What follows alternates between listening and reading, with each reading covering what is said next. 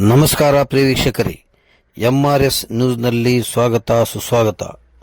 ಬಿಜಾಪುರನಲ್ಲಿಯ ಘಟನೆಯ ಬಗ್ಗೆ ಪರಿಶಿಷ್ಟ ಜಾತಿಯ ಕೂಲಿ ಕಾರ್ಮಿಕರನ್ನು ಇಟ್ಟಂಗಿ ಭಟ್ಟಿ ಮಾಲೀಕ ಕೇಮು ರಾಠೋಡ್ ಸಹಚರರು ಜೀತ ಪದ್ಧತಿಯಂತೆ ಕಾರ್ಮಿಕರನ್ನು ದುಡಿಸಿಕೊಂಡು ನಾಗರಿಕರ ಸಮಾಜ ತಲೆ ತಗ್ಗಿಸುವಂತೆ ಅಮಾನುಷವಾಗಿ ಕಾಲು ಕೈ ಕಟ್ಟಿ ಪೈಪ್ನಿಂದ ಬಡಿಗೆಯಿಂದ ಹೊಡೆದು ವಿಕೃತ ಮಾಡಿದ್ದನ್ನು ಖಂಡಿಸಿ ಹುಬ್ಬಳ್ಳಿ ಶಹರದ ಕರ್ನಾಟಕ ದಲಿತ ವಿಮೋಚನಾ ಸಮಿತಿ ವತಿಯಿಂದ ಪ್ರತಿಭಟನೆ ಮಾಡಲಾಯಿತು.